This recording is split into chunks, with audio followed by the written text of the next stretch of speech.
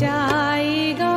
सब सौंप दो प्यारे प्रभु को, सब सरल हो जाएगा। खुशियों की सुंदर झील में जीवन कमल मुस्काएगा। सब सौंप दो प्यारे प्रभु को।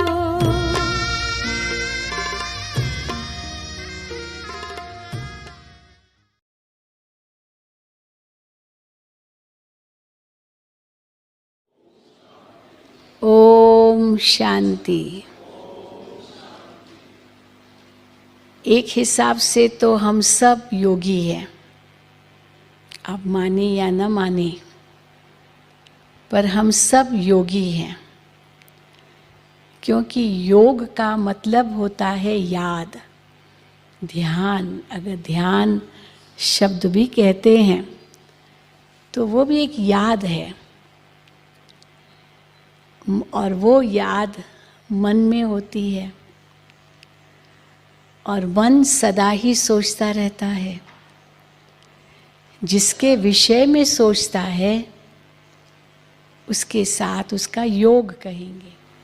तो योग का सरल से सरल अर्थ है याद, और ये याद तो मन का काम है। मन जिसको भी याद करती है एक हिसाब से उसका ध्यान करती है। चाहे कोई व्यक्ति हो, वस्तु हो, कोई वैभव हो, कोई घटना हो, कोई स्थान हो, कोई परिस्थिति हो। अब यही मन ईश्वर में चला जाए तो ये सबसे ऊंचा योग है, सबसे ऊंचा ध्यान है। परंतु हम सब की यही शिकायत है कि हम औरों में तो मन सहज लगा लेते हैं, लेकिन परमात्मा में मन नहीं लगता है। तो क्यों नहीं लगता मन? इसका कारण ही ये था कि मन लगाने वाला कौन और किस में लगाना है यही पता नहीं था। लेकिन अब हमें ये सब बातें समझ में आ गई है, तो ध्यान लगाना मुश्किल नहीं है। परंतु कई कहते हैं मेडिटेशन के बारे में अलग अलग विचारधाराएं हैं, बहुत सारे विचार हैं, क्योंकि अलग अलग प्रकार के मेडिटेशन सिखाए जाते हैं।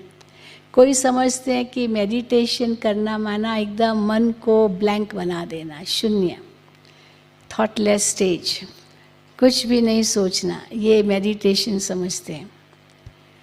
या कहेंगे चित्त वृत्ति निरोध, चित्त की जितनी भी वृत्तियां हैं, जितने भी भाव है मन में आते हैं, उन सबको सप्रेस करना, दबाना, ब्लैंक बनना, अर्थात मन एकदम खाली हो जाए। परंतु वास्तव में अगर देखा जाए मन कभी खाली होगा ही नहीं। क्यों? क्योंकि मन का तो काम ही सोचना है, आप उसको खाली कैसे करेंगे? और अगर ये भी विचार आता है कि मुझे मन को खाली रखना है, खाली रखना है, कुछ नहीं सोचना है, कुछ नहीं सोचना है, तो ये भी तो सोच है। ये भी तो सोच है कि मन में कुछ नहीं सोचना है। और अगर हम मन को छूट दे दें कि जो चाहो सो सोचो, जैसे छोटा बच्चा है, बहुत चंचल है, उसको बांध के तो रख नहीं सकते और छूट दे दो, अच्छा बच्चे जो चाहे सो सोचो, जो चाहे सो करो, तो वो तो नाक में दम कर देगा। इसलिए मन भी एक चंचल बच्चे की तरह है, उसे बांध भी नहीं सकते हैं, उसे छोड़ भी नहीं सकते हैं कि जो चाहे सो सोचे या बिल्कुल कुछ न सोचे। क्योंकि जैसे बच्चे को अगर बांध के भी रखते हैं तो उसकी जो रचनात्मकता है वो तो नष्ट हो जाती है, क्योंकि वो कुछ कर ही नहीं पाता है।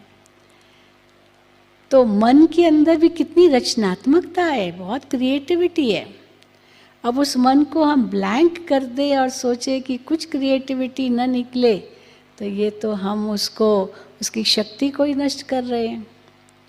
पर उस शक्ति का सदुपयोग हो, यही हम वास्तव में मेडिटेशन में सीखते हैं। तो क्या सदुपयोग हो ये देखेंगे। तो केवल मन को ब्लैंक करने का लक्ष्य नहीं है। तो फिर कई कहते कि अच्छा मेडिटेशन करना तो क्या मन को फोर्स देना होता है। हम कहते फोर्स भी नहीं देना है, क्योंकि इजी मेडिटेशन चाहिए, हाँ, कोई बहुत डिफ़िकल्ट तो नहीं चाहिए जो फोर्स देंगे। इतना सहज है जिस प्रकार एक बच्चा अपने माता पिता को याद करता है। कैसे याद करता है? हाँ, मम्मी मम्मी मम्मी, पापा पापा पापा करता ही रहता है छोटा बच्चा ना। तो मम्मी पापा तो भूल नहीं सकता, तो आत्मा का भी सब संबंध परमात्मा के साथ है। इसलिए परमात्मा के साथ जो आत्मा का अविनाशी संबंध है वो कहीं टूट गया है, इसीलिए उसे फिर से जोड़ना है। और वो तो मुश्किल नहीं होना चाहिए। किसी के साथ भी हमारा संबंध होगा तो उसको याद ही तो करना है, तो वो मुश्किल का आएगा। इसीलिए फोर्स करने की तो बात ही नहीं है, तो सहज हो सकता है।